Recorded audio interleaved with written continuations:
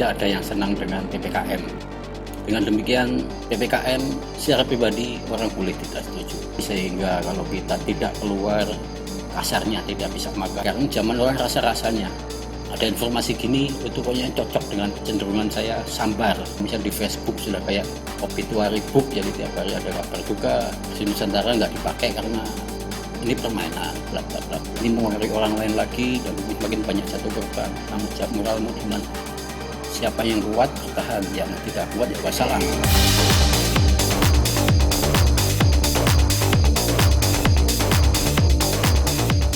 Bismillahirrahmanirrahim. Assalamualaikum warahmatullahi wabarakatuh. Sobat Aliansi Indonesia dan saudara-saudara sebangsa setanah air di seluruh wilayah negara kesatuan Republik Indonesia. Pemerintah telah menetapkan untuk menerapkan PPKM, yaitu pemberlakuan pembatasan kegiatan masyarakat darurat se-Jawa Bali mulai tanggal 3 Juli yang lalu sampai dengan tanggal 20 Juli mendatang. Tentu pemberlakuan ini sangat tidak mengenakan buat kita semua. Kegiatan sosial terbatas dan bahkan terhambat. Kegiatan ekonomi harus menyesuaikan dan bahkan juga terhambat. Sekolah belum bisa buka untuk tatap muka. Kegiatan keagamaan sangat terbatas dan lain sebagainya. Tidak ada yang senang dengan PPKM, dan saya yakin para pemegang kebijakan di pemerintah pun tidak senang saat menetapkan diterapkannya PPKM darurat. Akan tetapi mengingat ledakan kasus COVID-19 gelombang kedua, apalagi setelah munculnya varian-varian baru, terutama varian Delta yang diketahui penularannya sangat cepat, jauh lebih cepat dibandingkan varian-varian yang dulu, ya sehingga pada akhirnya kasus meningkat tajam. Rumah sakit, klinik, fasilitas kesehatan, tenaga kesehatan overload, membludak, bahkan banyak pasien-pasien yang sekarang dirawat di tenda-tenda. Bahkan sudah mulai disiapkan lagi tempat-tempat untuk isolasi mandiri yang baru, antara lain di asrama haji, di rusun, dan sebagainya. Terlepas bahwa sikap pribadi masing-masing, ada yang tidak percaya COVID, ada yang menganggap ini sebuah konspirasi. Sebagai pendapat pribadi itu hak, semua orang boleh berpendapat apapun.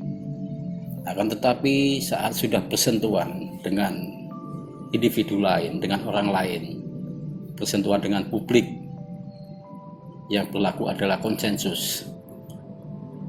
Dan dalam level negara, konsensus itu ditetapkan melalui peraturan perundang-undangan. Jadi itu hak saya untuk tidak percaya, misalnya ya, hak saya. Tapi begitu saya bertemu dengan orang lain, saya sudah terikat dengan hak orang itu. Saya punya hak, orang lain itu juga punya hak. Nah, di level negara,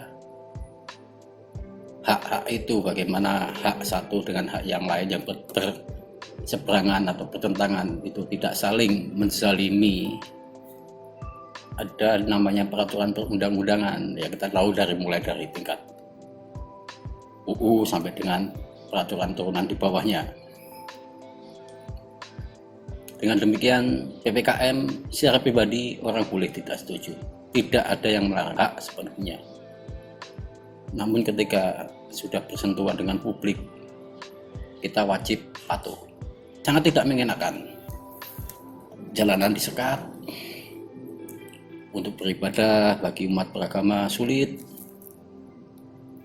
Kita yang bergerak di sektor informal yang nafkahnya tergantung pada kegiatan sehari-hari, sehingga kalau kita tidak keluar, kasarnya tidak bisa makan, itu jelas sangat berdampak.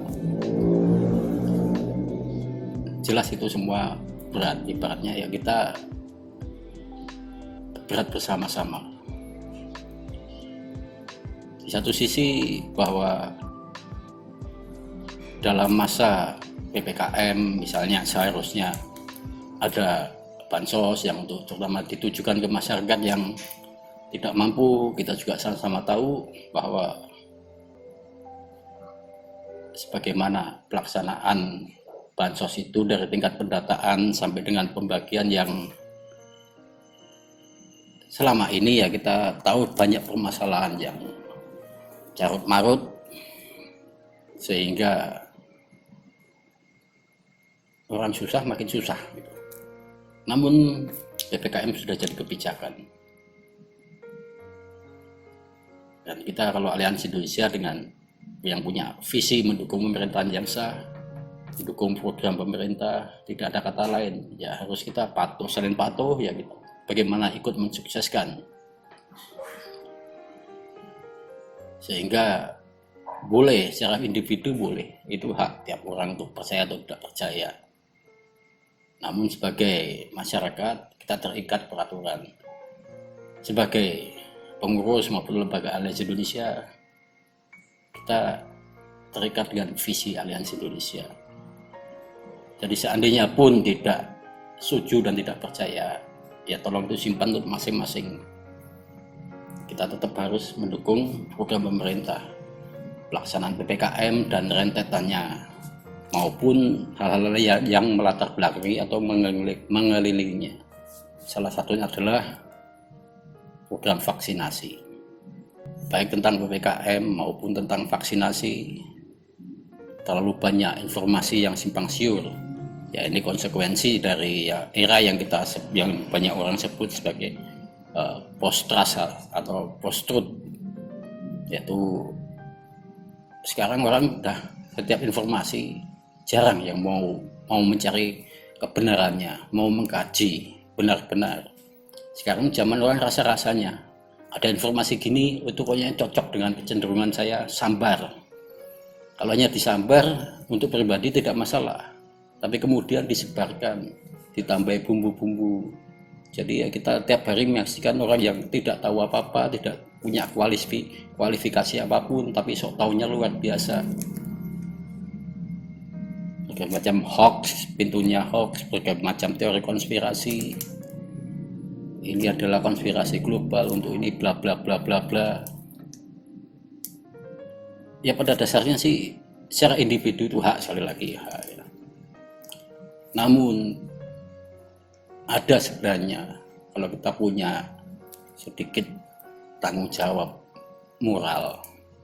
Setiap orang yang sakit dan tiap hari ada berita yang meninggal, baik yang di media-media mainstream maupun di medsos, kita tiap hari dengar, dapat kabar. Sekarang misalnya di Facebook sudah kayak obituary book, jadi tiap hari ada kabar duka, tiap hari dari masjid atau musola diumumkan melalui toa ada yang meninggal, tiap hari sirine ambulan tidak berhenti seperti sebuah teror.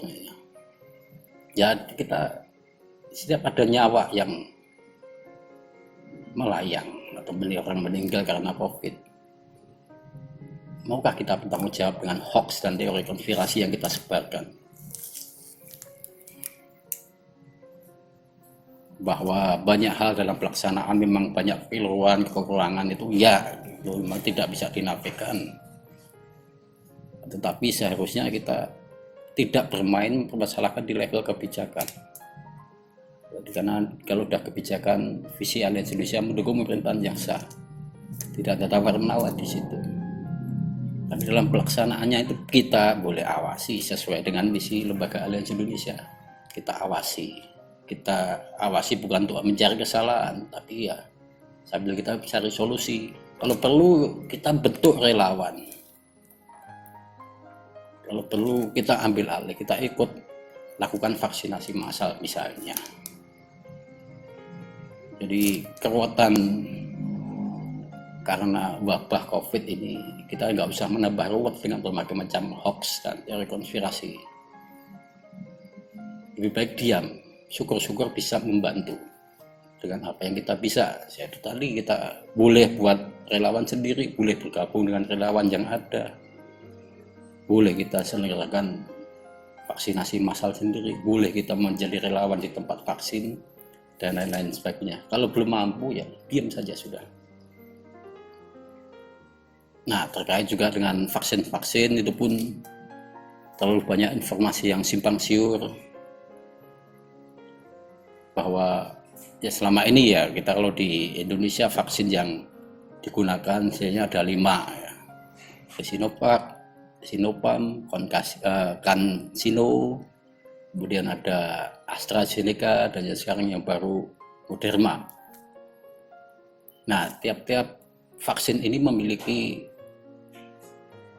sifat atau katakanlah efektivitas dan juga efek sampingnya masing-masing setelah nanti disuntikkan atau diberikan vaksin ke masing-masing orang. Nah, kita kenali diri kita sendiri, seberapa kita tingkat kesehatan kita, daya tahan tubuh kita, atau kalau kita misalnya punya riwayat penyakit tertentu, kita bisa cari informasi yang lebih akurat. Vaksin ini dampaknya begini, oh kita tidak siap tuh vaksin jenis ini. Vaksin ini efeknya seperti ini, efektivitasnya sempat sekian persen. Oh kita ini agak siap ya. Dan dari segala macam itu kita bisa cari informasi yang efek sampingnya paling rendah kalau kita misalnya takut. Kemudian ada temuan menarik bahwa informasi di bawah selama ini vaksinasi ini kurang sosialisasi ternyata. Ya informasinya hanya sebatas ini, tidak sampai ke tingkat pemerintahan di tingkat desa atau kelurahan sampai RW RT. Sosialisasinya belum sampai ke sana. Mungkin ini tidak terjadi di seluruh Indonesia ya. Mungkin hanya terjadi di daerah-daerah tertentu, tapi ini tetap harus jadi perhatian. Bagaimana sosialisasi tentang vaksinasi ini sampai ke lapisan masyarakat, sampai tingkat yang paling bawah. Nah, kemudian tentang vaksin, ada satu lagi yang sekarang juga banyak dipertanyakan orang di percakapan sehari-hari, tentang vaksin Nusantara yang diprakarsai oleh mantan Menteri Kesehatan Dr. Terawan. Ya, itu pun kalau kita membicarakan sehari-hari, ya, lagi-lagi teori konspirasi yang mengubah. Vaksin Nusantara nggak dipakai karena ini permainan, bla bla bla bla. Padahal orang tidak tahu. Ya, saya tidak dalam posisi untuk menghakimi, tapi paling nggak saya memberikan informasi bahwa vaksin umumnya itu adalah virus yang sudah dilumpuhkan, disuntikkan ke dalam tubuh. Tapi kalau vaksin Nusantara itu adalah dia ambil sel dendritik itu yang untuk antibody itu diambil dari orang yang mau divaksin, kemudian di laboratorium dicampur atau dikasih dengan antigen ya virus dilumpuhkan. Kemudian nanti setelah jadi guru, nanti dijadikan guru untuk di sel dendritik memproduksi antibody, kemudian disuntikkan kembali ke dalam tubuh. Jadi misalnya kalau darah dari saya yang sudah diajari di laboratorium tidak bisa suntikan ke orang lain, itu hanya bisa kembali ke tubuh saya. Demikian semua orang seperti itu. Dan itu biayanya sangat mahal. Jadi memang sekali lagi kita kebanyakan dari kita semangat ngomongnya tinggi tapi semangat belajarnya nggak ada. Untuk mencari informasi yang valid sangat kurang. Ya, sehingga yang terjadi itulah tiap hari kita dengar tentang omongan teori konspirasi ini, permainan. Kalau memang seperti itu, ibaratnya janganlah menambah permasalahan bangsa ini. Kalau tidak setuju, tidak suka, ya diam sajalah. Karena setiap kita ngomong seperti itu mempengaruhi orang, si ini mempengaruhi orang lain lagi, dan semakin banyak jatuh korban. Tanggung jawab moralmu di mana?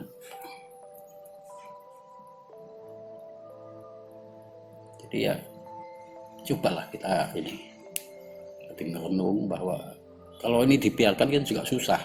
Misalnya tidak ada PPKM, atau ini sebenarnya bahwa untuk menangani wabah apapun, kita kalau main kejam-kejaman bisa kita terapkan herd immunity. Apa itu herd immunity? Kekebalan kelompok, kawanan atau kelompok. Jadi biarkan virus itu menginfeksi setiap orang. Tapi itu harus jadi seleksi alam. siapa yang kuat bertahan, yang tidak kuat ya wassalam. Cara itu sangat kejam. Herd immunity yang moderat adalah vaksin dulu, sehingga ketika sekian persen, biasanya angka 70% warga satu negara atau satu wilayah sudah vaksin, berarti negara bisa atau pemerintah setempat bisa menerapkan herd immunity. Udah nggak usah pakai lagi masker-maskeran, sudah tidak usah lagi PPKM atau PSBB segala macam. Kita bisa kehidupan normal itu seperti diterapkan di Singapura. Ya udah, COVID dianggap diperlakukan seperti flu biasa. Ya kebanyakan kita hanya seperti itu loh. Di Singapura bisa, kenapa kita enggak? Ada kondisi yang harus dipenuhi untuk bisa seperti Singapura. Atau misalnya di Italia yang pertama paling banyak jatuh korban sudah longgar, sangat longgar, karena ada kondisi yang besar itu. Dengan di negara kita baru berapa persen masyarakat yang sudah vaksin. Atau kita mau cara kejam-kejaman, kalau banyak jatuh korban, salah siapa lagi? Salahkan pemerintah lagi, dan mungkin konsekuensinya lebih berat. Bisa jadi di dunia internasional kita diboikot. Ya, sekarang aja penerbangan sudah banyak diboikot. Rekan-rekan kita yang berkecimpung di tenaga kerja luar negeri TKI pun nggak bisa mengirimkan tenaga kerja. Yang mau naik haji nggak bisa karena ditutup oleh pemerintah Saudi. Mau umroh nggak bisa, dan lain sebagainya. Dan kita kalau mau itu berkepanjangan ya. Jadi janganlah karena egoisme kita, karena merasa hebat, merasa pintar, merasa paling tahu, kemudian kita memperparah keadaan bangsa ini. Sekali lagi, kalau seperti itu, tanggung jawab moralmu di mana? Makin banyak orang meninggal karena COVID, tanggung jawab moralmu di mana? Katanya orang beragama, katanya orang bertuhan, tapi ngomong seenaknya yang bisa membahayakan masyarakat luas. Jadi, anggaplah ini semacam edukasi boleh, sosialisasi boleh, kegelisahan boleh. Ya, intinya bahwa ayolah kita bersama-sama.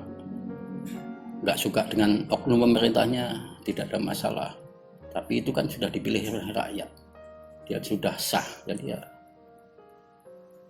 bagaimana kita sukseskan programnya. Setiap kebijakan publik pasti ada pro dan kontra. Nggak ada sebuah kebijakan publik, jangankan tingkat negara, tingkat RT pun ada yang pihak yang suka dan tidak suka, ada yang pro, ada yang kontra. Tapi pemerintah harus memutuskan. Di tingkat RT pun Pak RT harus membuat keputusan. Kalau takut dengan yang kontra mempertimbangkan ini, ya sedapat mungkin pasti diambil jalan tengah. Makanya kita tidak pernah lockdown. Kenapa muncul istilah PSBB, kemudian sekarang PPKM. Nah, ini sedikit juga edukasi, apa beda PSBB dan PPKM. Kalau PSBB itu dari bawah ke atas, dari pemerintah daerah, provinsi atau kota kabupaten diusulkan ke pusat dan disetujui. Kalau PPKM dari pusat, sifatnya instruksi. Seperti itu, ya mudah-mudahan bisa menambah wawasan kita semua, dan semoga wabah ini segera berlalu, segera kita bisa beraktivitas normal seperti biasanya, segera ekonomi kita pulih dan lain sebagainya. Kita coba biasakan ngomong yang baik-baik saja. Terima kasih atas perhatiannya. Assalamualaikum warahmatullahi wabarakatuh.